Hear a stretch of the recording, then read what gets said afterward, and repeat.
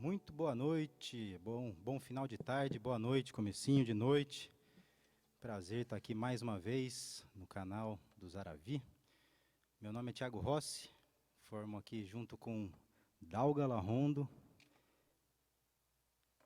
e Esdras Rodrigues. Formamos o trio. Boa noite. Muito bem, sincronizado aqui. Jogralzinho. Muito bom. Formamos então o trio Zaravi, formado por zarbe e percussões, rabecas brasileiras e a viola brasileira. A gente vem desde sexta-feira, dessa última sexta-feira, fazendo uma série de 3 apresentações ao vivo, com temas norteadores aí, né? A gente tem esses 3 instrumentos que compõem principalmente o grupo, além das percussões, o zarbe como principal instrumento.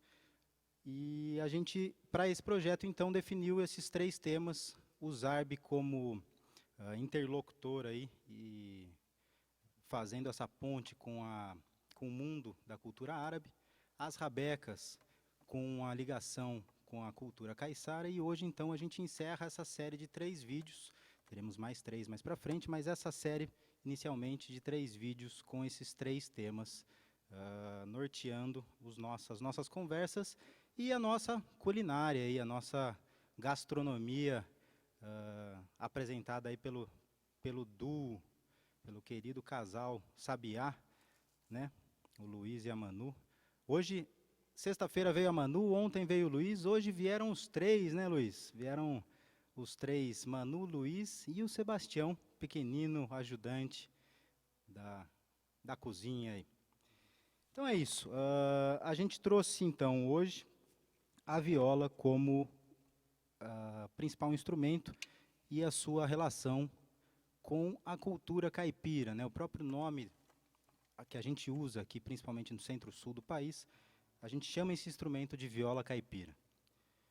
Na verdade, a viola brasileira é um instrumento, hoje, tipicamente brasileiro, construído, né, e desenvolvido tanto na sua parte de construção, né, formato, e principalmente a disposição das cordas. Então, essa disposição e essa construção é completamente brasileira. A viola é um instrumento descendente de instrumentos de violas portuguesas, que vieram aí junto com a colonização do Brasil, dos portugueses, e aqui no Brasil foi ganhando território, foi ganhando espaço, caindo na mão, né, desse povo que passou então a habitar e coexistir aqui no país, e se desenvolvendo dentro das diversas diferenças, né, culturais, né, dentro, acho que o Dalga trouxe, né, todos trouxeram nas outras falas essa grande miscigenação que é o povo brasileiro. E a viola, então, ganhando território nacional, vai caindo na mão, principalmente vinculado à cultura popular, e ganhando, então, formatos e disposições de cordas, né, essa disposição de cordas, tanto na disposição de construção mesmo, né, essa coisa dos parzinhos ou não, mas também na maneira de afinar, o quanto eu aperto ou afrouxo as cordas aqui, para que elas, então, soem um som que a pessoa que desenvolve acaba tendo como expectativa. É isso, então. Essa é a nossa viola brasileira. A viola brasileira, então, ela, para ser viola, para se chamar viola, ela precisa necessariamente ter 5 ordens de cordas. O que é isso? Nesse caso aqui, a viola caipira que eu estou usando, ela tem 5 pares de cordas. Então, eu tenho uma fina e uma grossa, uma fina e uma grossa, uma fina e uma grossa, 2 finas e 2 finas. Eu tenho, então, 5 pares, 5 ordens de cordas. É uma viola. Ao longo do território todo, nacional, a gente tem violas com disposições muito diferentes, mas mantendo sempre 5 ordens. Então, no Mato Grosso, eu tenho uma viola de coxo, que é uma viola parecida com alguns modelos de rabecas aqui que o Esdras usa, que ela, como o próprio nome já diz, é um coxo, né, como se fosse um coxo de animal, né, que o gado, por exemplo, bebe água ou come alguma coisa ali que se coloca. É um coxo escavado, um tronco de madeira escavado, e coloca-se, então, 5 cordas simples. mantendo ainda 5 ordens, mantendo viola, a famosa viola de coxo. Lá em Cananéia, junto com as rabecas dos caiçaras, tem a viola branca, uma viola feita de cacheta. É uma viola com um corpo bem maior. Ela tem 4 cordas aqui, 4 ordens de cordas, e uma quinta ordem, uma quinta cordinha, sai, acho que, se não me engano, da quinta casa, ou acho que, agora eu não lembro da casa exata, mas é uma corda que sai, uma tarraxinha igual a essa, mais para frente do braço aqui. Parece um banjo. O banjo americano também tem essa relação aí. O banjo, eu sei que sai da quinta casa. A viola branca, que é a viola de cacheta, lá do sul do litoral sul do país, dos caiçaras, se não me engano, ela junta aqui na 10ª casa, mas o corpo também não acaba na 12ª, acaba na 10ª. Então é isso, mais uma viola branca. Outras violas, a viola nordestina tem cordas triplas, tem um bordão triplo, e as outras cordas simples, também mantendo 5 ordens, sendo chamada também de viola. A viola nordestina, então a viola ganhou aí o território nacionalmente, assim, né? Ganhou o território todo, e em cada região, então, foi se consolidando com características muito definidas, né? E usada também com um repertório muito específico, né? Essa coisa das técnicas, tanto de mão direita, esses toques de viola, também acompanha a construção e o espalhar dessa viola. No caso aqui, a gente está falando e trouxe hoje a viola caipira. A viola caipira, como o próprio nome diz, é um instrumento que foi difundido pelo povo caipira, né? Por esse povo que habita o centro-sul do país, essa coisa principalmente interior do estado de São Paulo, sul de Minas, norte do Paraná, um pedacinho ali do Mato Grosso, tem um reduto aí, né? Aí depois acho que a Manu e o Luiz, estudiosos do assunto também, vão poder falar um pouquinho mais dessa coisa da paulistânia, né? Que tem toda essa relação também gastronômica, né? Com a coisa. Esse povo caipira, então, é mantenedor de uma cultura muito rica, né? A cultura caipira engloba não só essa questão musical, artística, né? Que hoje, muito mais artística, encarada como arte, né? Mas até então como sendo traços e características muito marcadas na lida do dia a dia ali, né? Tanto em cantos de trabalho, quanto em louvações, né? Então, a viola sempre presente aí como porta-voz desse homem que, em sua maioria, tem uma relação muito grande com a agricultura, né? Esse homem do campo, um porta-voz, então, de um homem do campo que tem essa relação muito marcada com a terra, com a lida, com a agricultura. Dentro desse guarda-chuva chamado de cultura caipira, a música caipira ela vai ganhando e recebendo muitas influências, né? Acho que o povo caipira, como de maneira geral, um povo muito autêntico e muito receptivo, né? É fácil, acho que todo mundo já passou por alguma experiência. Essa coisa de gravar ao vivo tem dessas coisas. Tem um avião passando aqui perto, não sei se está pegando aí. Mas acho que muita gente já teve uma experiência de chegar numa cidadezinha pequena, num vilarejozinho, em alguma coisa, um lugarzinho, né, numa vila, de caipiras, uma vila caipira do interior do estado de São Paulo ou de Minas Gerais, e que conversa com as pessoas na rua, as pessoas são muito abertas, muito receptivas, às vezes convidam para tomar um café dentro da sua própria casa, sem se conhecer, né? Então, o caipira tem dessas coisas, né? Essa coisa muito verdadeira, muito autêntica. E sempre com quitutes aí, que hoje a gente vai provar uns quitutes aí, depois a Manu e o Luiz vão apresentar aí, mas hoje eu já provei desse quitute caipira deles aí, que ó, não vou entregar o ouro ainda, mas é uma maravilha. Você não precisa participar depois de comer, né? Não precisa.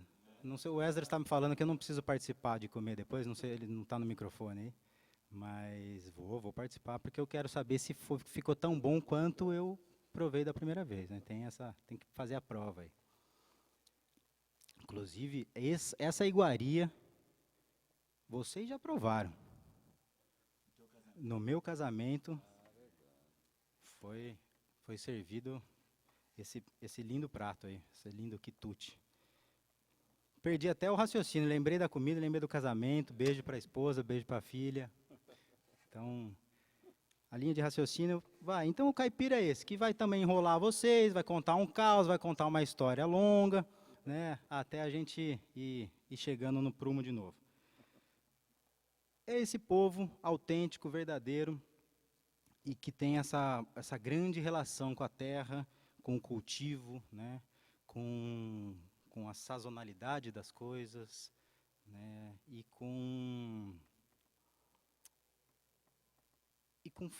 com a ajuda mútua, né, dos vizinhos, da comunidade e tudo mais. Então essa é a viola que a gente está falando hoje. É uma viola que é representante desse povo, dessa cultura, trazendo uma riqueza muito grande, uma variedade riquíssima de maneiras de se tocar e no que diz respeito principalmente à rítmica, né? É uma música que não necessariamente traz uma variedade grande, né, de harmonia, né, aberturas harmônicas, né, e essa coisa dessa utilização de um campo harmônico complexo, mas ela dentro daquela simplicidade varia muito, principalmente falando da viola, nesse toque de mão direita, nesses ritmos, né. A música caipira hoje é a música brasileira com a maior variedade de ritmos que se tem conhecimento, né. Então, a gente está falando aí de um punhado de ritmo diferente, né? A toada, cururu, chamamé, guarânia, cateretê, catira, polca, né? E por aí vai. Rasqueado, né? Pagode de viola, batuque, né? E essa miscigenação, esse povo caipira é um povo muito misturado, é um povo que traz essas influências, tanto desses colonizadores, né? Desse povo que colonizou o local, nesse caso europeus, né, de diversas regiões, mas essa mistura da cultura afro, da cultura europeia e da cultura indígena forma esse caipira que a gente está falando hoje, cheio de influências diversas que se repercutem aí desde da maneira de se fazer música, da maneira de se vestir, da maneira de lidar com o ambiente, né, que ele está inserido, da maneira de se cozinhar, da maneira de se comer, de se alimentar, né. Então, é isso. Passo a bola para o meu querido amigo Luiz, do grupo Sabiá, da Gleba Sabiá. Se apresenta um pouco, Luiz, conta aí o que vocês fazem. Não sei se todo mundo que assistiu ontem ou anteontem está hoje e vice-versa. Então, conta um pouquinho de vocês. Obrigado, tio. Boa noite pessoal. Bem-vindos, né? Mais um episódio. Então, eu sou o Luiz, eu acompanho junto com a Manu a Sabiá. A gente juntou nessa iniciativa para tentar expressar um pouco do que a gente pesquisava, do que a gente vivia, das coisas, né, que a gente foi acumulando ao longo da vida. E aí se expressa um pouco na nossa vida, né? A gente decidiu morar numa chácara, sítiozinho, a virar produtor rural, a resgatar modos de fazer, resgatar sementes não muito convencionais, um pouco perdidas, espécies. Então misturou bastante coisa da minha formação de biólogo, nessa questão, né, da biodiversidade, das espécies, a minha inclinação para a agricultura, aí puxando um pouco dessa parte da agronomia, que biologia não tem nada, mas ajuda em muita coisa. E da Manu com a formação dela na área da ciência dos alimentos, da cozinha. Então a gente trocava, né, sempre trocou e troca até hoje, ideia e figurinha para aumentar o nosso campo, né, do domínio, desde a lida com a terra, do manejo com as plantas, até a colheita, a manufatura, o preparo e, de modo geral, a alimentação e cultura, né? Acho que se a gente fosse fazer um guarda-chuva assim, maior, o nosso tema motivador é a alimentação enquanto expressão cultural, as suas variedades brasileiras e parte desse resgate para tentar a gente reorganizar aí o que parecia meio perdido, meio padronizado, mas quando a gente para olhar ainda tem uma riqueza muito grande. Então essa é um pouquinho da história. E aí agora, para vir falar do caipira, fica até complicado, porque eu acho que mistura tanto com sentimentos pessoais que a gente se envolve e se perde. Porque, como eu comentei no outro episódio dos Caiçaras, eu morei um ano em Cananéia, me encantei, né? Lá é encantador, só que eu vi que não era o meu lugar. Eu nasci na cidade, eu não tive contato, não tenho histórico nenhum de vida rural, nada. Só história, só. Então, quando eu decido ir para Canané, é uma primeira guinada na vida e vou, me encanto com o Lagamar, só que o problema é que eu enjoo. E aí não deu muito certo de virar caiçara, né? Não dei muito traquejo e falei, vamos correr trecho, né? Pra ver onde é que vai parar. E aí, por sorte, eu acabei vindo parar em Piracicaba. Então, o pessoal já puxava bem o R, já deu para ir adaptando o modo de falar. E aí conheci a Manuela, conheci uma série de outros agrônomos, então deu uma modificação da vida muito boa. E decidimos ficar pelo interior, né? Fincamos lá nossas raizinhas por enquanto em São Pedro. Já há 4 anos que a gente está morando lá e construindo aquilo que a gente acredita, e a coisa é muito louca, assim, não acaba nunca. Então é em construção de 10 anos. Mas é muito gostoso, acho que os frutos que a gente vem colhendo só reafirmam essas nossas escolhas que a gente fez ao longo desses últimos anos. E aqui é um prazer estar compartilhando com vocês, porque também não faz sentido a gente estar lá isolado na nossa redominha de mentira e se perde, né? Só naquilo fechado entre nós. Então eu agradeço, na verdade, a oportunidade. E aí vou tentar compartilhar um pouco do que nós dois estudamos, né, um pouquinho a cultura caipira. Especialmente eu sou apaixonado pela obra do Antônio Cândido, Os Parceiros do Rio Bonito. É um clássico, acho que quem tiver curiosidade e interesse de aprofundar mais mesmo o estudo o Antônio Cândido é um literato, então a obra dele é uma delícia. E ele que dá esse pontapé, eu acho, é base para a gente falar do caipira. Quem é esse caipira? E como o Ti já apresentou, aí eu vou tentar não ser muito redundante, porque isso dá vontade de falar de tudo. E eu acho que, infelizmente, a gente não vai ter tempo de falar de tudo, então a gente tem que focar um pouco no de interesse, né? Que seria, então, esses ingredientes, essa culinária que foi forjada ao longo desses anos, e são décadas e décadas de acúmulo da dinâmica desse povo rural, né, do interior, da Paulistânia, como o Ti comentou, que vai mudar ao longo do tempo, né? A cultura ela é dinâmica. No início, então, esse caipira é mais caracterizado dessa miscigenação do índio com o português. Então ele vai ter traços dos dois, mas aí uma agricultura itinerante, que é muito marcante do índio, da derrubada e da queimada, e aí plantio de roçados nessa mata queimada tinha uma fertilidade absurda, então eles conseguiam produzir tranquilamente, mas esgotava muito rápido a terra e aí dentro de pouco tempo ele mudava. Então só essa prática, que é uma prática basal, né, dessa economia rural, caracterizava todo o resto da vida social desse povo caipira. Então as casas eram muito simples, não eram casas para durar, eram casas de barreado, não precisava durar porque ia construir outra. Então a vestimenta simples, os badulaques que eles carregavam era meia dúzia de coisa. E aí quando ia mudar, matava a criação, carregava um casal de porco e um casal de frango e ia retirando para outros lugares. nesse primeiro período de ocupação, imagine, era só mato, né? Então, mato para todo lado tinha. Não tinha cercas, grandes fazendas, não. Era mais no nordeste do país. Aqui era mais a questão depois dos tropeiros, né?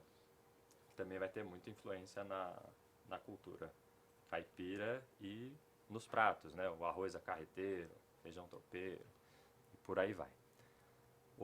Então, voltando na questão da agricultura, só para a gente entender as influências e essa prática que determinava esse modo social da vida caipira, ele tinha algumas bases, assim como eu usei a tríade, né, do caiçara, a mata, a roça e o mar, o pescado. O caipira ele vai ter a base no roçado, na caça e na pesca. Então, no roçado ele cultiva com herança indígena milho, diversos tipos de milho para diversos tipos de comida. Se a gente for parar para fazer um episódio só sobre o milho, acho que falta tempo para falar do milho. Mas o milho é essa base, junto com o feijão e a mandioca. Depois, com a introdução do arroz, a mandioca perde um pouco a força e fica o arroz, o feijão e o milho. Anexo a isso tem as abóboras, os mugangos, os chuchus, as pimentas e por aí vai. E os pescados e a caça. Então tem aí os frutos, né? Goiaba, goiabada, marmelada, fruto meio que da mata, é um pomar que emenda com a mata, a dinâmica ali da ocupação ficava meio nesse sentido. E aí riqueza de frutos, se a gente for falar do Brasil também, acho que dá para passar um dia inteiro falando e vai faltar tema. Tema não, tempo. Tema tem de sol. Tríade. Agora me deu um leve branco. É normal. Né?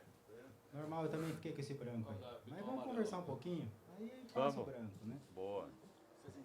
Você falou de fazer, de dar até uma emoção de falar sobre o caipira. Eu acho que é uma emoção de falar sobre si próprio, né? Essa emoção e essa... É difícil, né? É difícil falar do contexto onde você mesmo vive, né? E atua. Acho que é... Eu nasci em Campinas, né, interior do estado de São Paulo, mas inicialmente não me considerava caipira, porque achava que Campinas era uma metrópole, né, uma coisa cidadão, né, mas... Não vai falar mal da nossa cidade aqui, né, cara? Não, mas Que isso? nasci aqui, enfim. Mas, João. Aqui em Campinas tinha, né, a estação de trem lá na estação. Tinha. Trem para o interior. Era escrito esse trem para o interior. Como se aqui não fosse. Como se aqui não fosse, né, Então, a gente está no miolo de Campinas aqui, e olha só, tá um clima caipira aqui imbatível, né? Porque nós estamos num quintal maravilhoso, estamos tocando debaixo das primaveras, estão todas floridas aqui. Estamos ali, a cozinha está debaixo de um telhadinho no quintal aqui, né? O maior climão de caipira aqui, de roça mesmo, né? Nós é caipira mesmo. Não puxa tanto assim, mas até que... Acho que é legal... Desculpa, pode falar. Não, pode continuar. E depois Não, acho que é legal puxar só esse gancho, que o caipira ele é um personagem, né? Ele virou um personagem, né? Conversando com o Luiz ontem sobre isso também, essa coisa...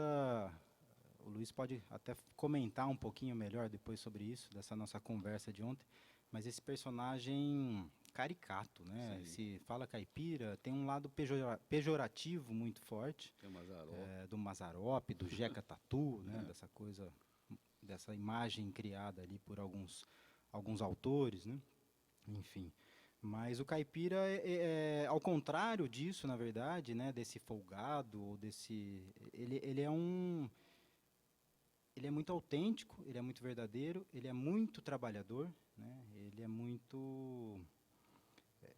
Ele vive e cria com o ambiente, né? Ele está muito inserido no ambiente, né? Então isso é muito muito interessante desse caipira. E é esse cara muito observador. Esse cara, eu falo, né? Esse cara, essa mulher, essa família, né? Enfim. Mas é essa pessoa muito observadora, muito perspicaz, né? Sagaz. Eu lembro de Eu toco na Orquestra de Viola, Filarmônica de Violas de Campinas, desde 2001, 2002, logo no início da orquestra. E a gente tinha lá, na época, o Núcleo da Cultura Caipira, que era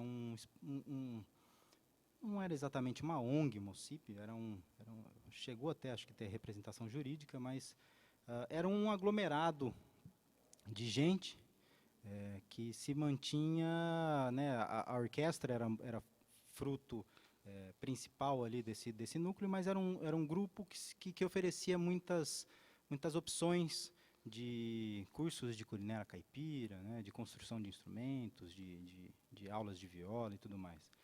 E eu não lembro, na época, se foi um adesivo que foi confeccionado pelo próprio núcleo ou se foi pelo pessoal ali de São Luís do Paraitinga, da SOSACI, Sociedade Observadoras dos Sacis. E eu tinha no meu primeiro carro, eu tinha um adesivo, fiquei com pena até de vender o carro, porque não dava para tirar o adesivo sem rasgar ele, que era "Consulte sempre um caipira". Isso para mim fazia muito sentido, né, a partir do momento que eu comecei a me enxergar como caipira. Né, de consulte sempre essa pessoa que está ligada com o ambiente, que tem muita informação e muita intuição, né? Tem maneiras muito intuitivas de lidar com o ambiente. Conseguiu lembrar do gancho aí, Lu? Enrolei aqui como um bom caipira. Vê se você consegue puxar o barco aí de novo. Deu sim. Deu ótimo. E pega bem no... Isso que também que o Ti estava falando.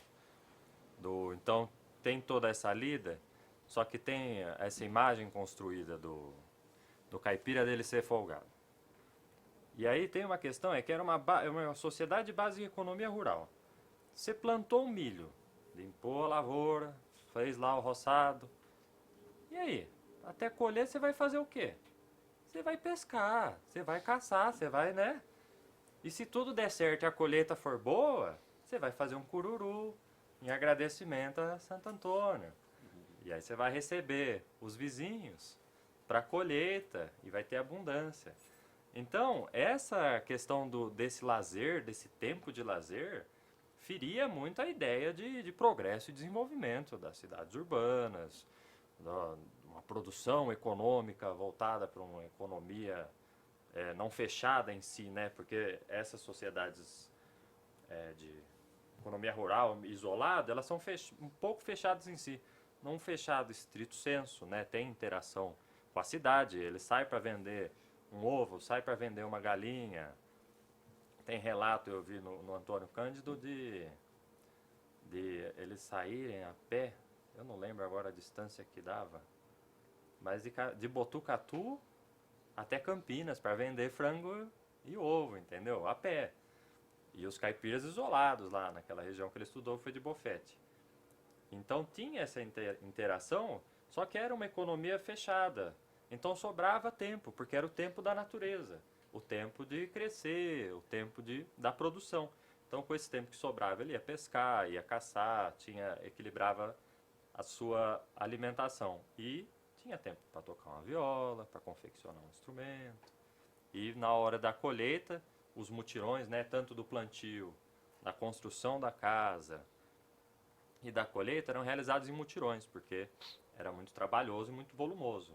Então dava também essa cola social de comunidade que reflete, eu acho que nisso, nessa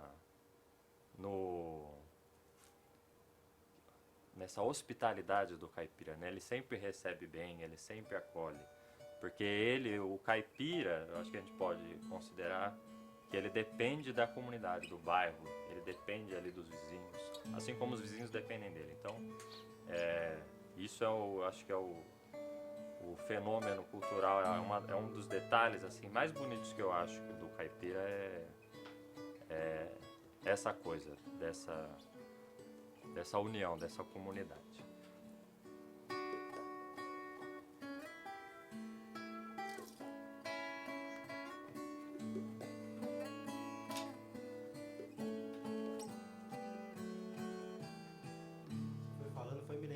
Eu me lembrei dessa música. Eu não troco o meu ranchinho amarradinho de cipó por uma casa na cidade, nem que seja bangalô. Eu moro lá no deserto, sem vizinho eu vivo só. Só me alegra quando pia lá pra aqueles cafundó. É o Iambu, Xintão e o Chororó. Lembrei dessa música, né? Porque não dá vontade mesmo, né, de sair de um lugar desse. Mas mais para falar daquela coisa que eu estava falando, da riqueza rítmica que a música caipira tem, né? E isso relacionada a todos esses mutirões, a todas essas festividades, a todos esses folguedos que são vinculados na hora da partilha, né? Enfim. Então, esse ritmo que eu toquei agora é um ritmo muito conhecido, difundido, e que tem um nome que às vezes é tido como genérico para andamento, vamos nessa toada? Vai nessa toada aqui. Toada é o nome desse ritmo, um ritmo binário que tem muitas músicas conhecidas nesse ritmo, né? Por exemplo,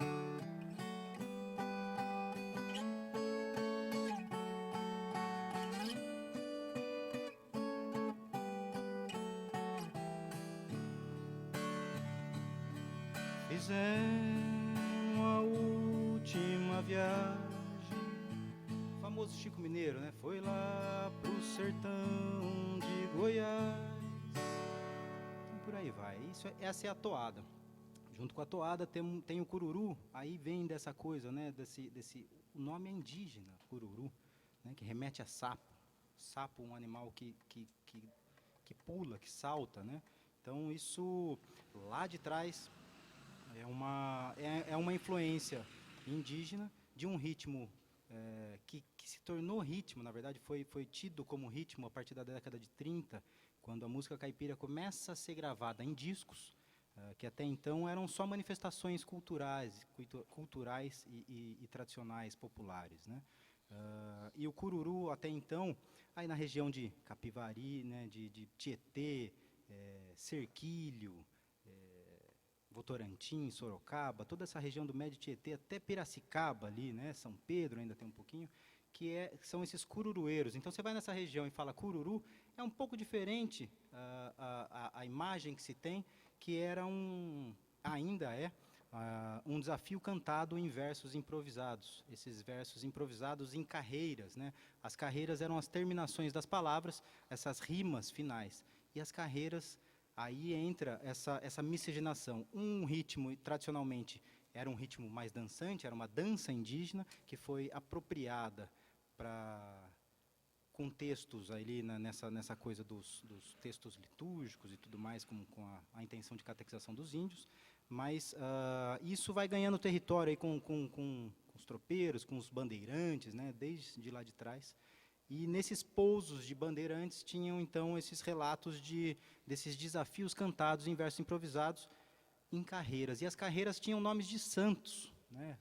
Carreira de Santa Catarina, as terminações das palavras eram ina, carreira de São João, ão, e por aí vai, né? Então, essa relação também com o meio religioso da cultura católica trazida aí de fora. E essa relação muito grande, então, com essas manifestações artísticas, né, que eram expressões desse pessoal. Então, esse cururu, então, quando começa a ser gravado no disco, ele passa a ser... não dava para pôr um desafio inteiro, porque eram muito longos, né, esses desafios das duplas. Então, esse cururu passa a ser forjado num tempo, e ele tem que entrar com uma característica fixa, né, que é uma rítmica.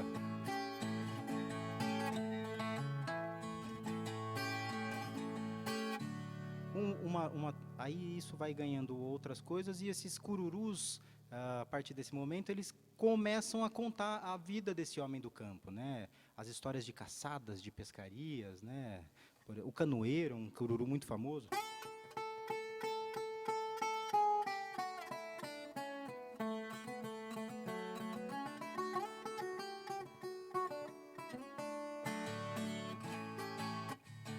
Domingo de tardezinha eu estava mesmo à toa.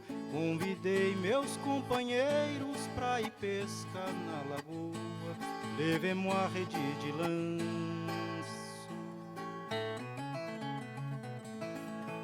Ai, ai, fomos pescar de canoa.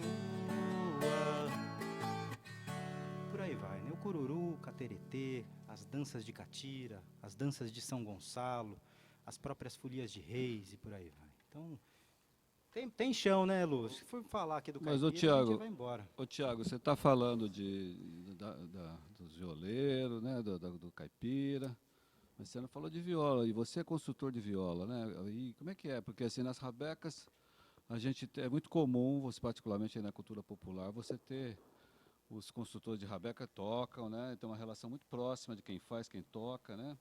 Depois, acho que hoje em dia que tem uma proliferação muito grande de construtores comerciais que não tocam uma nota e tal, né? Como é que é isso aí para você? Acho que a viola, ela chega e ela atinge hoje um lugar muito interessante, né? A gente tem... Eu faço viola, na verdade, aprendi com um grande mestre aqui de Campinas, luthier Zé Esmirindo, abração, Zé, se estiver nos vendo. Essa viola aqui foi eu que fiz.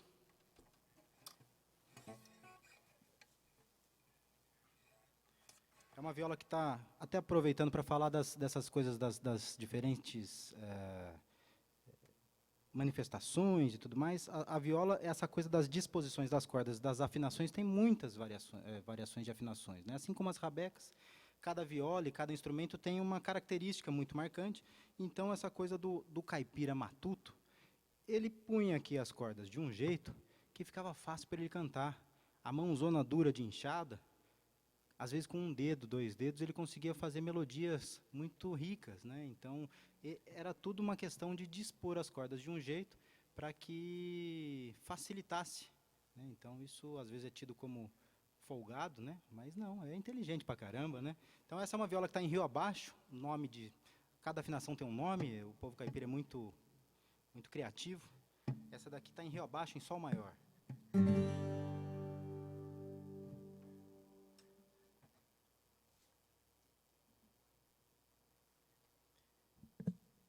A maioria das músicas caipiras utiliza muito essa afinação aqui que chama cebolão, que é em Ré maior. É uma outra disposição das cordas. Mas é isso que eu estava falando.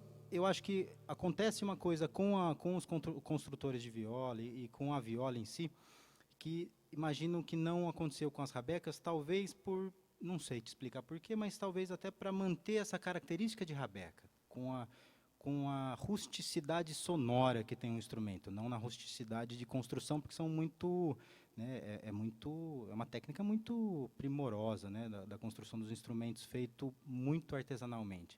Mas hoje, a viola até um tempo atrás, não sei falar sobre hoje, de data de hoje, mas até acho que o ano passado, era o instrumento mais vendido no Brasil, né? Então, ela teve um salto muito grande aí, por conta da mídia e tudo mais, e do contexto, que é muito interessante, que essa coisa do sertanejo e tudo mais, escutar Tião Carreiro passou a ser cult, né? Então, é muito doido.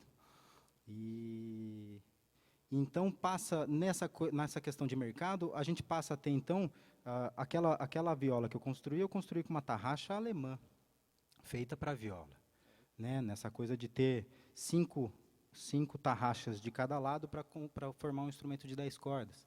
Então, é uma tarraxa alemã feita para viola, encomendada por um pessoal de São Paulo e tudo mais. Então, você tem uma evolução industrial vinculada a isso, né? Mas a maneira artesanal de se construir ainda é muito importante, porque a gente está lidando, quando não os metais e a construção dessa coisa das cravelhas, das tarraxas, a gente está lidando com matéria orgânica que já foi viva, né? Que cresceu de maneira disforme, não regular, né? Então, cada pedaço de madeira é um pedaço muito único, e dali você vai extrair um som muito único, né? Então, aí entra essa sabedoria ainda das construções, que é aquela coisa que você comentou ontem, né? que acho que foi o seu Nelson, que você chegava lá e falava, nossa, mas essa daqui está com um pedaço diferente, que acabou a madeira, né, anterior. Então é isso, mas não é um qualquer pedaço. É um pedaço que cabe ali especificamente porque ele tem uma direção de veio de madeira, né, muito definida, uma ressonância ali, né, já testada, né, para aquela parte que ele vai construir, né. Então, mas é isso. A gente tem então na construção madeiras muito variadas com durezas muito diferentes que servem para cada pedaço, né. Então, isso aí. Vamos tocar um pouquinho? Luiz, quer falar alguma coisa? Qual que é o tempo de preparo aí? Vamos alinhando as coisas. Tá tranquilo, tio. Tá tranquilo? Tá. Você já vai entregar o jogo do que você vai fazer hoje ou ainda não? Vou deixar a Manu falar. Vai deixar a Manu falar. Muito bem. Tá, jóia. Aproveitando essa variedade rítmica que a gente tem aí da cultura caipira, a gente vai tocar uma primeira música aqui. Eu falei das afinações, né? Ainda bem que eu falei, porque aí eu pego o gancho para conseguir desafinar e afinar a minha em outra afinação.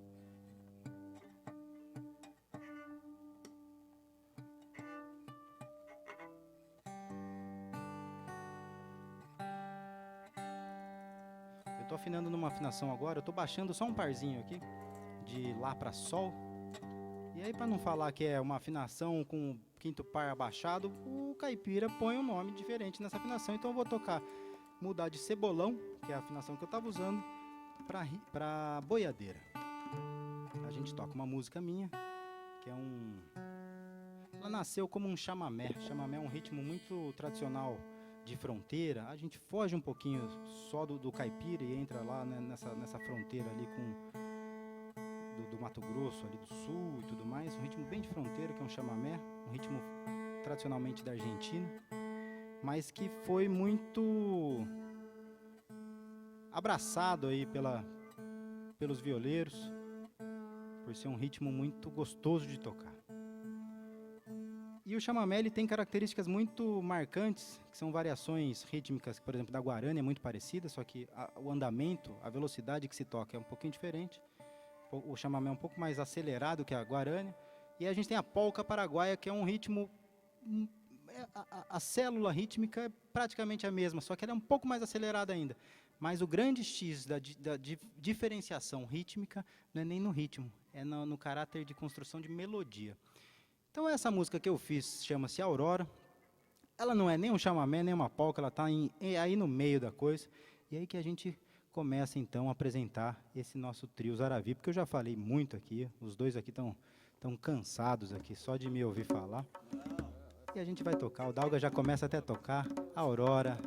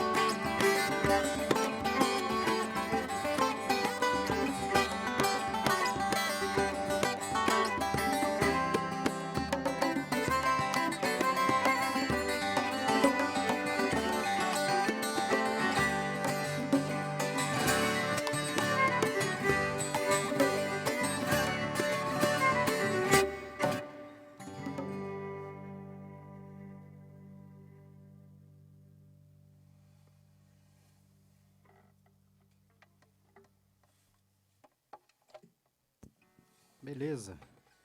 Vou falar mais um pouquinho enquanto eu volto minha afinação aqui para cebolão.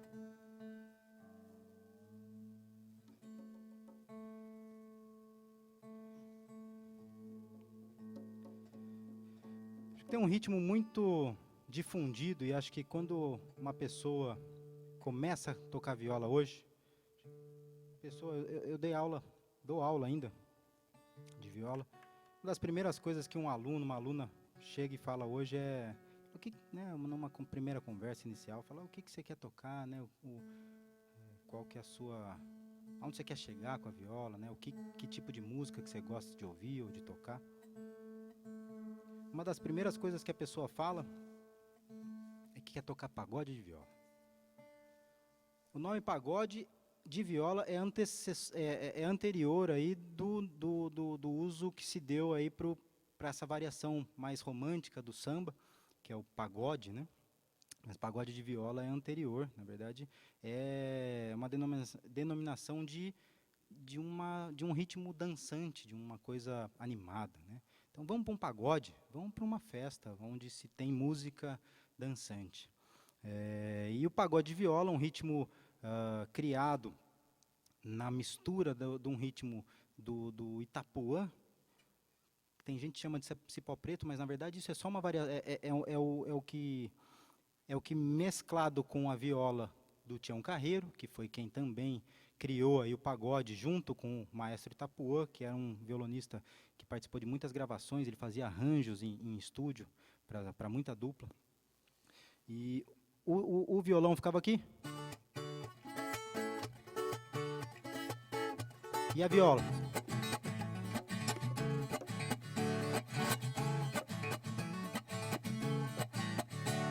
Esse é o pagode de viola. Então eram introduções muito virtuosas, né, introduções muito dedilhadas e tudo mais, e as letras, né, de um homem, né, de uma pessoa poderosa que fazia muitas virtudes e tudo mais. E o pagode, na sua maioria, canções e em tonalidades maiores. O Gramani dizia que o pagode é uma música sacra. Né? Ele falava assim, não é... Mas por que música sacra? Ele falava assim, é pagode. Assim, God em inglês é Deus, né? Então é para Deus. é pra Deus, entendeu? O Dalga tá pegando o espírito caipira aqui, começando a fazer as piadinhas, a Manu já riu ali. E é isso. Então, em sua maioria, tonalidades maiores.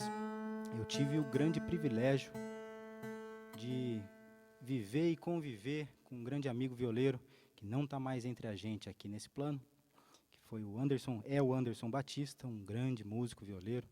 Inclusive, essa viola que eu toco hoje pertenceu a ele. E ele criou um pagode de viola instrumental e numa tonalidade menor. Então, de Anderson Batista, pagode menor.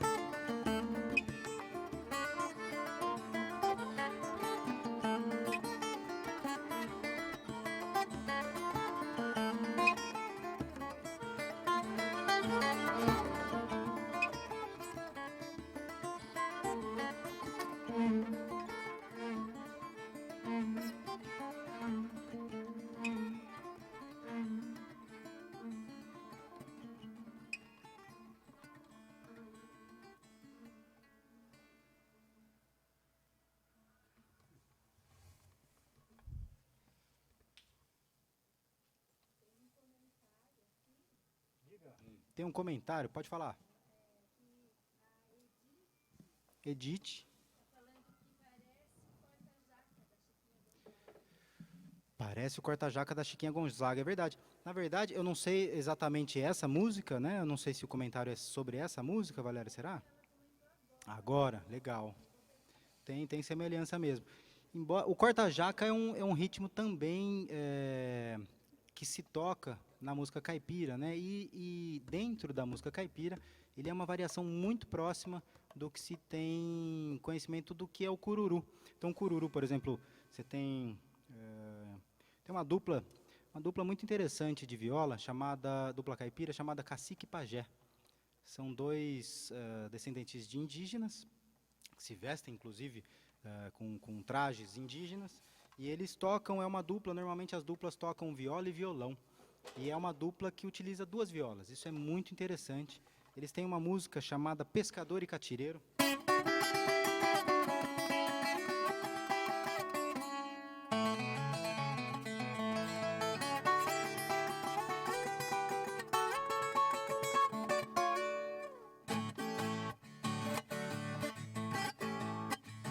Essa música muita gente toca como se fosse um cururu, que seria aqui, né? Ó.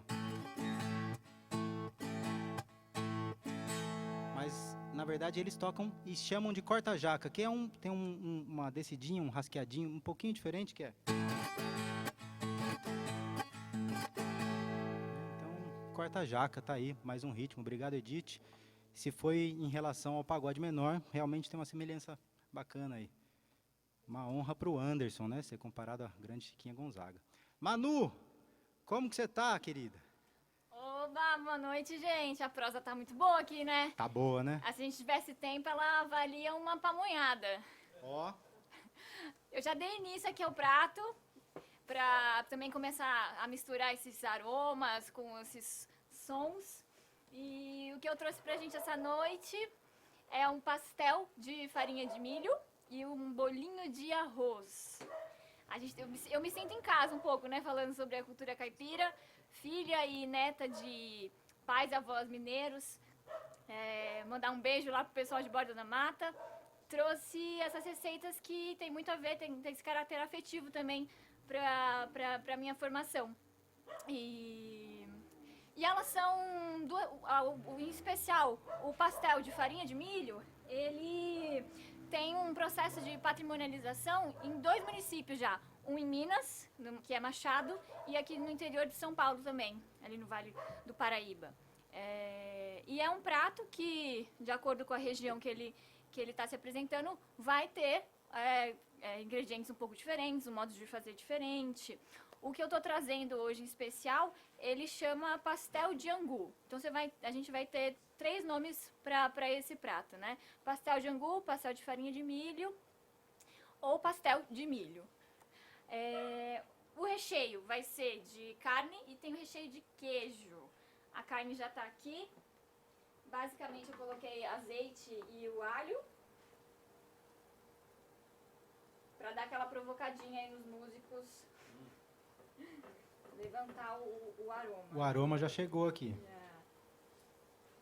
E a massa também já deu início. Água, sal e azeite na panela, até levantar fervura. O mais bacana, então, que a gente vê da culinária caipira é que ela... hoje a gente tem uma compreensão muito maior da abrangência dessa culinária, né? E da influência que o cruzamento entre os saberes dos portugueses, né? Os saberes culinários portugueses e dos indígenas tem culminado. Recentemente tem uma hipótese aí levantada por um autor que é o Carlos Alberto Doria, da grande região da Paulistânia, e que então seria esse conglomerado cultural, gastronômico, os estados de Minas, Goiás, um pedaço de Mato Grosso do Sul, Santa Catarina, Paraná e ali o comecinho do Rio Grande do Sul até Missões. É bastante gente, né? É uma nação caipira. E a gente se sente também parte desse movimento de valorização, de identidade, né? De se reconhecer enquanto caipira, enquanto pertencer a uma terra, a um local. Em especial, eu e o Luiz, a gente fez essa escolha, essa opção de escolher um território, né? No caso ali, a nossa terrinha em São Pedro, e de levar essa vida que quebra um pouco a dicotomia do homem natureza, né, do ser humano natureza, e volta para o campo, Então é muito bonito, é muito belo, e quando a gente cruza ainda com a música, o caipira ele se expressa de diversas maneiras. Todas as culturas tradicionais, né, vão ter essa expressão, mas pra gente pega bem no coração essa cultura que a gente escolheu para chamar de nossa. E, bom, o Lu comentou dos ingredientes, então, que vão estar ligados aos roçados, à horta, né? Então, a gente vai ter o milho muito presente, abóbora, cenoura, brócolis, limão, a salsinha, né? Aqui mais forte, né, do que o coentro. Hoje o tio vai poder comer com segurança. E os produtos os produtos da autossuficiência, né? Os produtos do sítio que o caipira ele vai buscar ter essa relação harmônica, né? Ter essa relação de se nutrir e nutrir a natureza. Os ovinhos, a beleza ali das flores comestíveis. Então é bem rico, gente. A água que ferveu para a nossa massa. E o recheio já está na metade do caminho.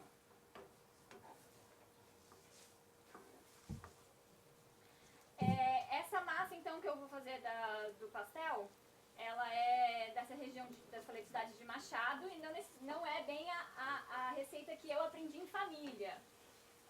Lá em casa a gente se juntava e fazer referência a tia Céia, tia Célia, minha mãe, tia Marlise, e fazia os mutirões, né? Fazia as bacias com farinha de milho.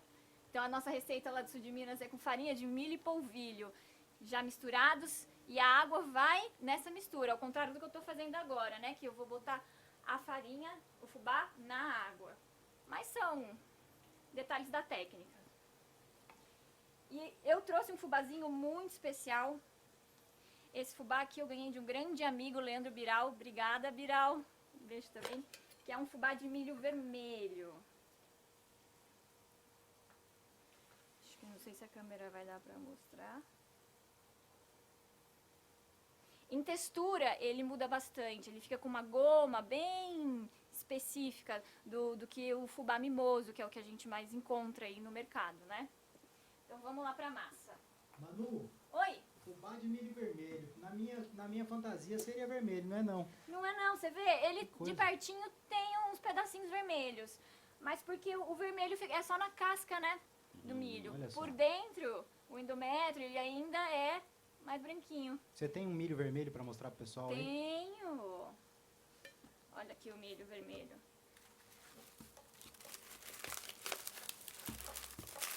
E esse é o vermelho do grão vermelho, né? Tem também, às vezes, só o da palha vermelha, que o grão é branco. É coisa mais linda. Que lindo. Olha esse aqui.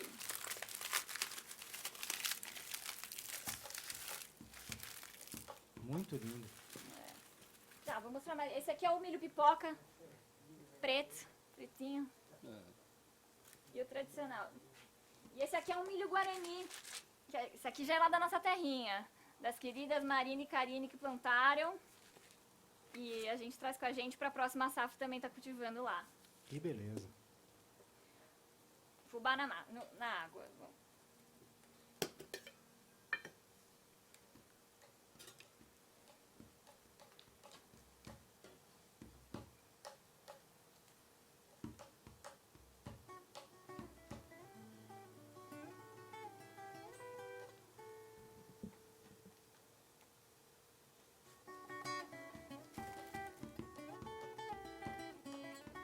O pessoal falando oi aqui pra você, Manu, a Célia. Ai lá, as tias estão comigo aqui. Tamo junta, tamo junta.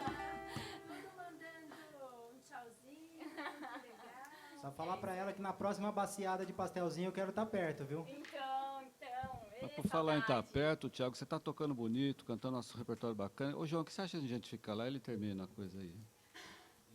O Thiago está fazendo bem o trabalho, cantando, tocando sozinho. Eu A gente preciso podia de ficar vocês, conferindo eu ali, preciso de vocês. você vai terminando aí, cara. A gente vai ficar ali na tocaia.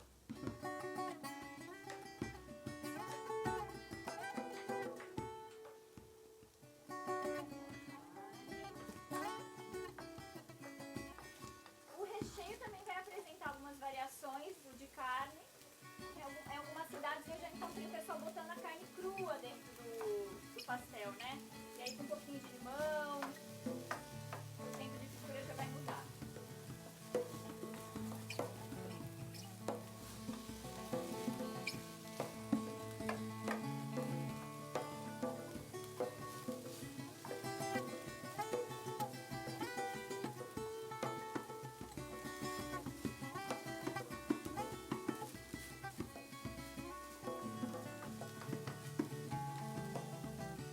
O angu aqui, né? Pastel de angu, porque a gente começa a massa fazendo o angu, tá borbulhando, não pode parar de mexer senão queima, e empelota. A ceia tá querendo fazer tamanho. É, a gente tem que marcar. Chocoronga!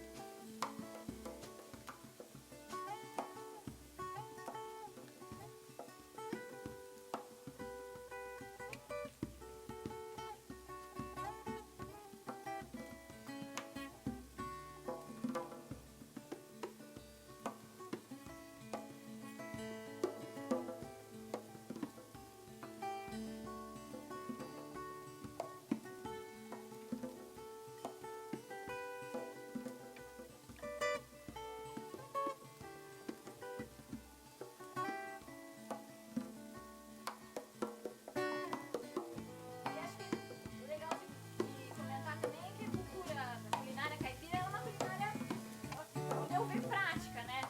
A maioria das receitas, elas são feitas geralmente em uma panela só e são misturas de uma base amilástica, com um arroz, com origem proteicos, como as carnes, que está muito ligado à origem da formação dessa cultura, né?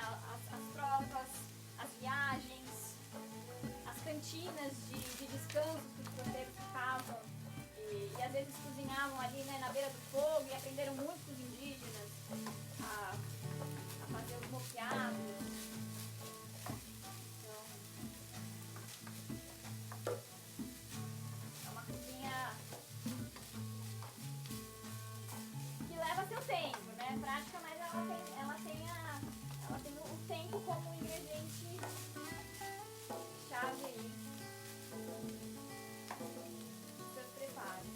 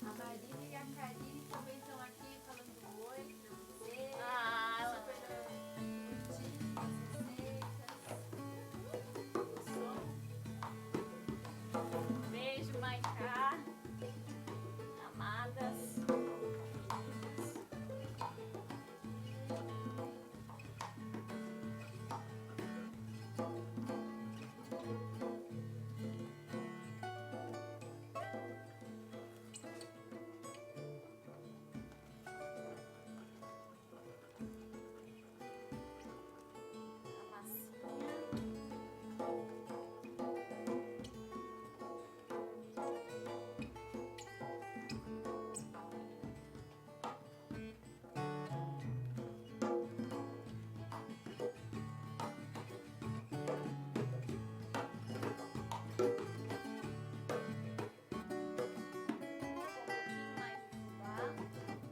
E aí, vai, Manu, vai no ritmo da música aí, é isso aí. Uma delícia cozinhar e mexer as coisas aí, né? Mexer, né? Não pode parar, é bom que anima isso Delícia aqui. pra quem vai comer. E essa massa, essa receita, ela tem que ser feita com a massa um pouco ainda quente. Então, e ela, apesar de hoje já ter vários moldezinhos para você conseguir fazer um processo mais rápido, a forma original de fazer ela é na mão, né? Moldando na mão. A meia-lua. Então, nos mutirões, nas baciadas de pastel, de acordo com a idade que você tem, você vai ganhando uma função, né? Então, quando você já é pequenininho, você não vai pegar na massa ainda quente. É como se fosse troca de faixa, né? A cada ano, você vai aprendendo um pedacinho novo da receita e se sentindo importante nesse processo. E nesse dia a dia com as tias aí, Manu, já chegou a fazer pastelzinho de milho com milho vermelho? Não. Ó, Olha, inovação pras tias aí, hein? inovação, é. Beleza. Aquele papo, né? A gente bebe da fonte, mas a gente também bota um pouquinho do que carregou no nosso caminho, né? Um pouquinho de Piracicaba também, que tá aí na nossa história. Também é terra da pamonha, terra do milho. Agora São Pedro.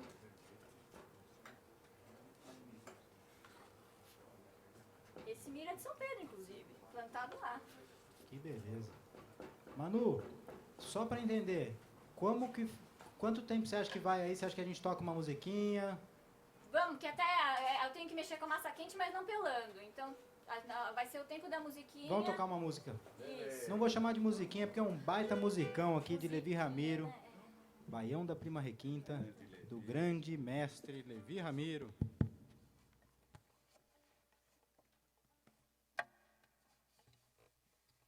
É aquela coisa.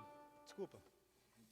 Ah, você começou a falar, bicho. Hoje me liberaram pra falar. Ontem eu fiquei quieto, no outro dia eu fiquei quieto, hoje me liberaram pra falar, eu quero falar. Hoje a noite é sua. Até esqueci que ia falar. Pode tocar, desculpa. Que música nós vamos tocar mesmo?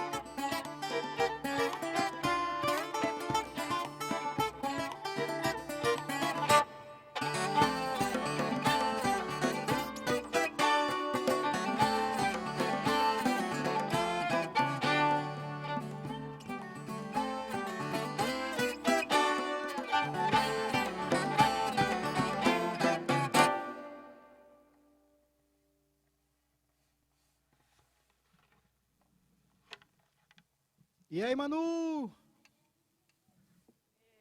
cachorro tá acostumando com a nossa. Aqui, ó, a massinha, então, na panela. Eu coloquei polvilho, um ovo. Já tinha sal, um pouquinho mais de sal. E o óleo ficou o que tava mesmo na água. O pessoal que pediu a receita, eu vou colocar lá na página do Instagram da Sabiá, que nem eu fiz com o árabe e também o Caissara. E aí eu coloco certinho as quantidades, tá bom? E aqui a gente vai vendo mais os pontos. Como que o pessoal te acha no Instagram, Manu? @gleba.sabiá. Sem acento. A massinha aqui vai abrindo na palma da mão.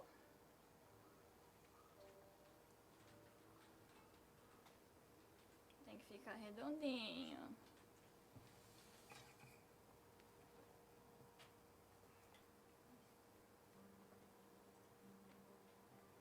Colherada do recheio.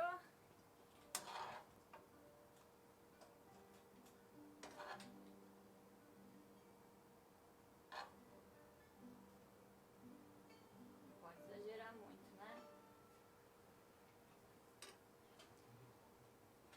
Faz a meia lua e vem fechando. Macete. Cozinheira sempre tem um copinho de cachaça ali do lado, mas não é pra beber não, tá? A gente passa aqui, ó, na beiradinha da massa pra grudar melhor.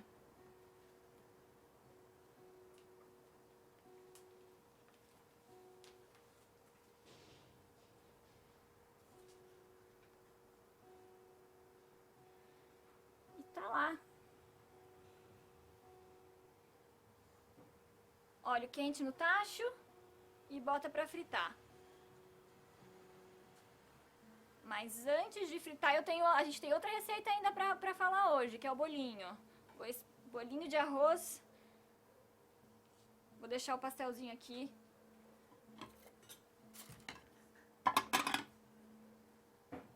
Pronto pra fritar. Ah, e aí tem as marcações, né? Pra fazer uma marcação, precisa saber qual é o recheio. A gente pega, às vezes, e corta a pontinha. Então, esse é carne.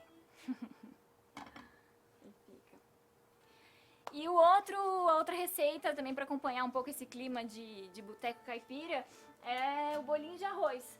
É uma forma muito, muito gostosa de aproveitar aquele arroz de véspera que você tem em casa. Eu aqui fiz um cateto integral com um pouquinho de brócolis e cenoura. A gente separa um pouquinho dele.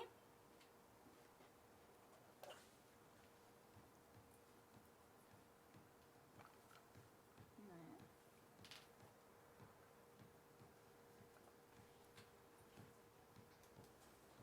precisa usar tudo. E essa receita, a gente tem as quantidades, mas é aquela coisa, não sei se a minha mãe fazia toda sexta pra gente dar aquela relaxada da semana que finalizou, né? Do final de semana que a gente tava voltando pra Minas. Mas ela é um pouco no olho. Então é o arroz, você quebra o ovo, 1 a 2 ovos.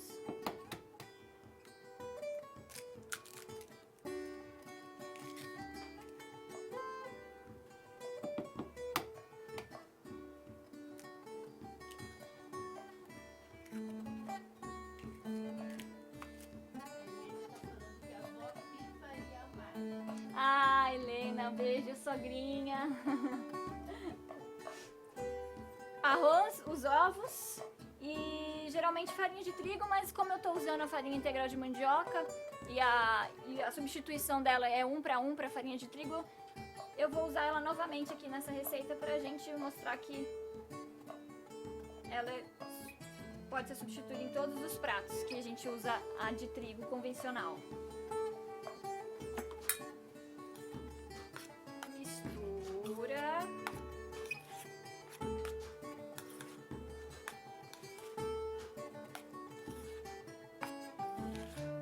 E aí aqui,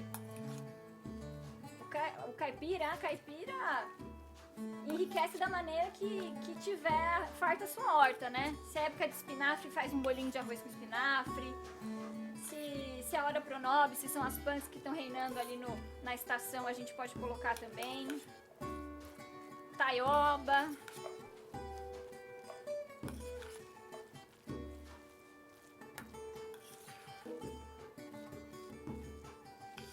Mas o que não pode faltar é aquela salsinha fresca.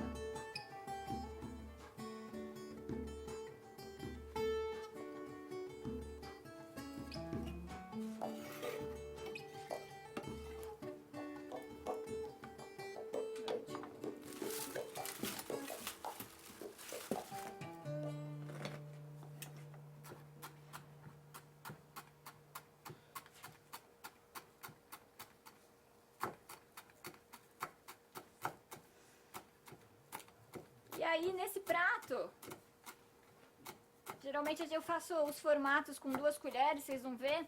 Mas o interessante dele também é que os bolinhos fiquem com formatos irregulares, variem de um para o outro. Porque é isso que vai dar a crocância em alguns, ou o aspecto mais macio em outros. E aí cada mordida vai ser uma experiência diferente. Então não tem muita regra.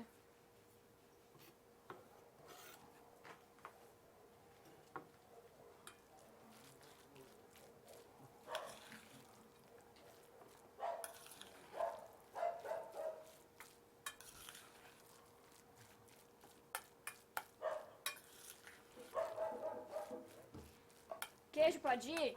Claro! Queijo pode ir em tudo.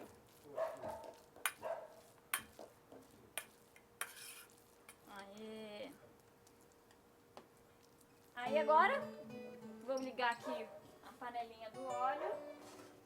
Aí o inha, o inha aqui é coisa de mineiro, né? A gente pega o inha carinhosamente e põe em tudo. O problema vive um probleminha.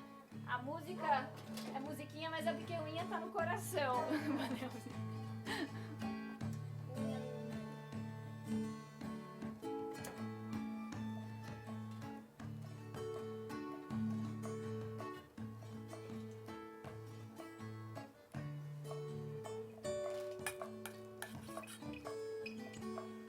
Cadê outra colher? Aí então pra fazer o bolear, né? O macetinho de bolear. Pega 2 colheres de sopa e passa uma na outra. Se assemelha um pouco a um quibe, o formatinho de um quibe.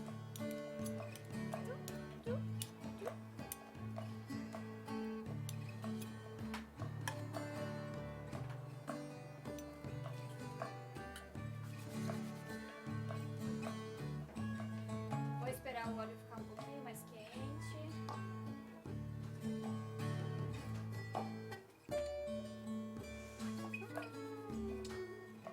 E quase esquecendo, fermento, um pouquinho de fermento traz mais crocância ainda.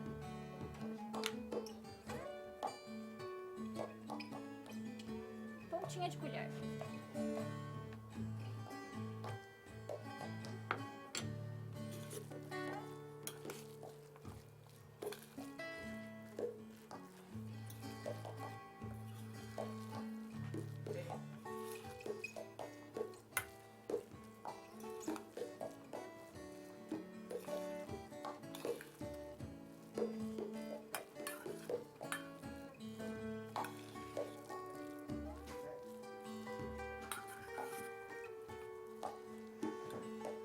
E eu vou colocar aqui umas flores de mostarda que a gente colheu antes de vir.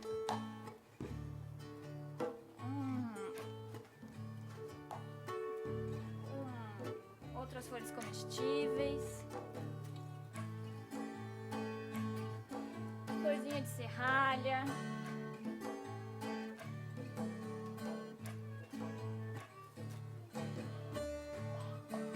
Só a capuchinha que não cabe porque ela é grandona. Mas a gente faz de entrada.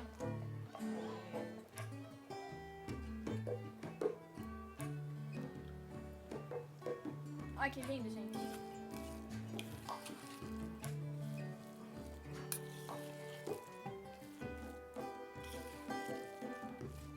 E meu óleo, e meu óleo.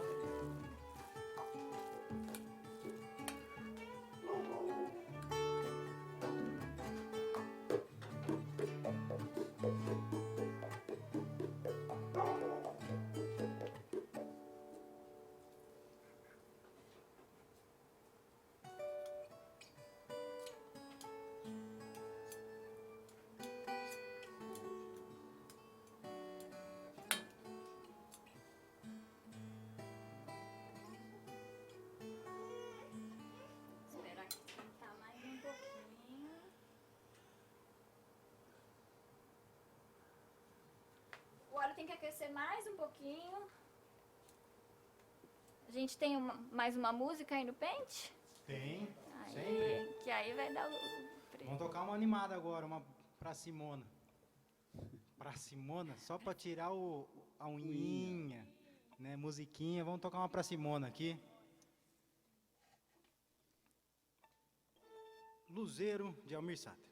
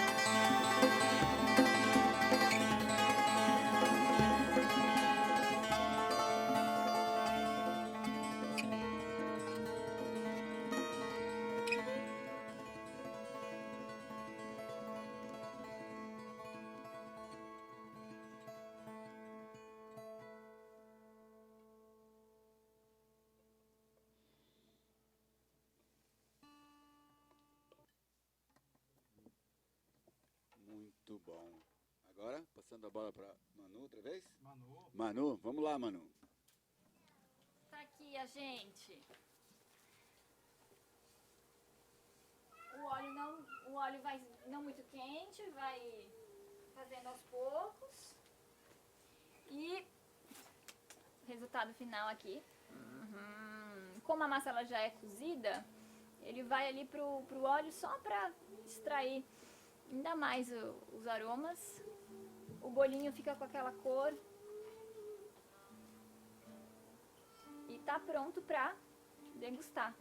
A gente finaliza com aquela planta alimentícia não convencional ou planta que os caipiras usavam e a gente está voltando a usar.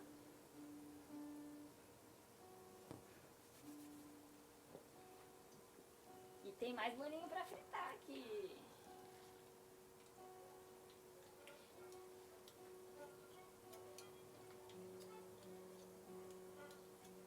Isso das plantas alimentícias não convencionais, né, também está super ligado à cultura caipira. São não convencionais para nós, né, que voltamos a nossa dieta mais para o modelo ocidental. Mas são plantas que estão presentes no nosso habitat, que estão presentes nos estados e que estavam sendo renegadas nos usos. E que hoje, junto com a valorização dessa cultura que está ligada aos territórios, são plantas que estão voltando ao uso, aos holofotes dos gastrônomos, né, dos chefes, mas que têm origem nessa sabedoria popular e que nunca morreram nas cozinhas de quintais, nos terreiros. São plantas medicinais também, né, muitas delas.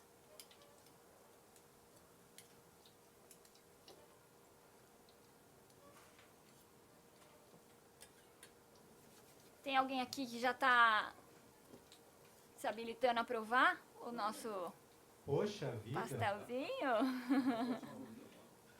Vamos tocar o último, então a gente já encerra hoje com a degustação. Pode ser, Manu? Pode ser, então.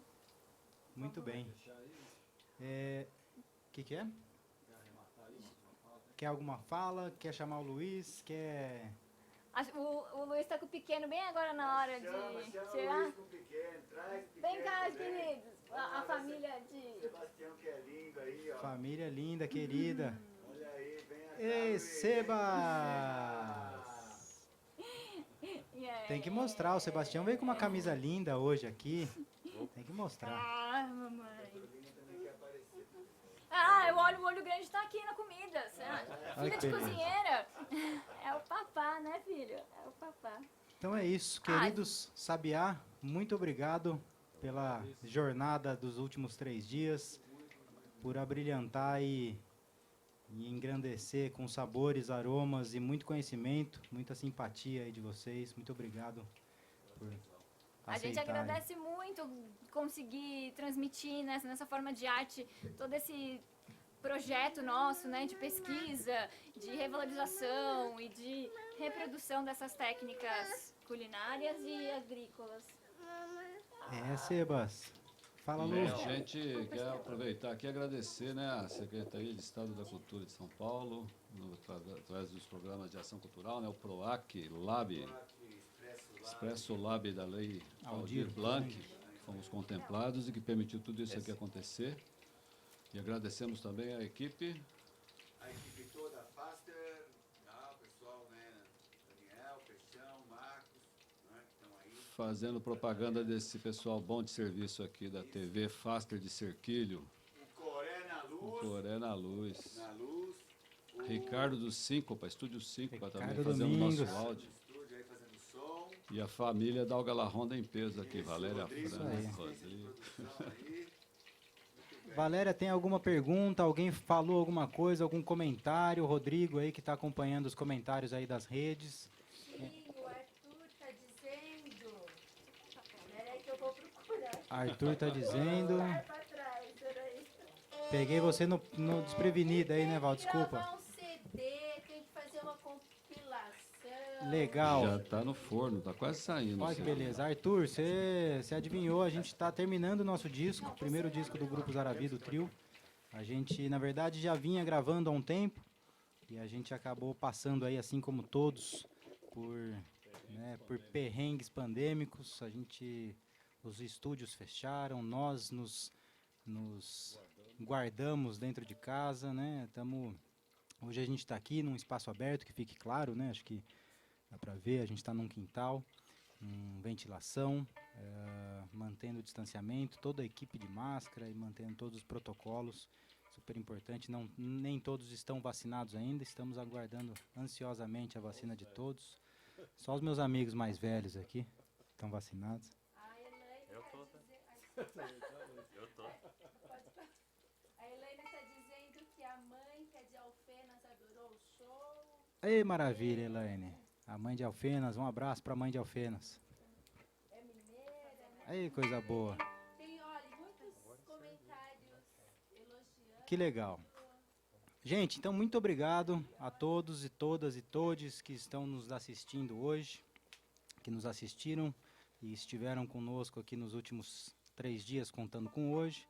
Fiquem ligados nas nossas redes. A gente está como Trio Zaravi, ou Zaravi Trio, agora eu não lembro a ordem, no Instagram. Temos página no Facebook, canal do YouTube, temos tudo que tem direito. E agosto e setembro vai ter mais 3 lives. Agosto e setembro, acompanhem que a gente tem mais 3 encontros desses daqui. Que a gente vai trocar mais ideia, tocar mais música. E é isso aí. Manu e Luiz, muito obrigado mais uma vez. Luiz, quer dar uma consideração final aí? A gente já vai experimentar essa iguaria aí. Só dizer que muito obrigado. É um desafio para a gente, assim como é para vocês, eu imagino. Então acho que a gente só se fortalece na caminhada, que venham mais parcerias, a gente fica vibrante e dá mais confiança na pisada, né? Então vamos devagarinho se vai ao longe. É isso aí, vida longa. Isso, viva! A gente encerra então, acho que foi um caminho que a gente foi percorrendo aqui também, nessa coisa de mostrar a viola, de falar sobre o caipira, a cultura caipira. O repertório também foi se desenhando, desde a nossa formação. Acho que foi a primeira música que a gente tocou junto, foi essa Aurora, né, um chamamézinho. Depois veio logo o Baião, né, a gente foi incorporando algumas músicas no repertório. E a gente acaba então com uma música de um grande compositor, músico, instrumentista, que é o Ivan Vilela, que foi meu professor na universidade, onde eu cursei bacharel em viola caipira.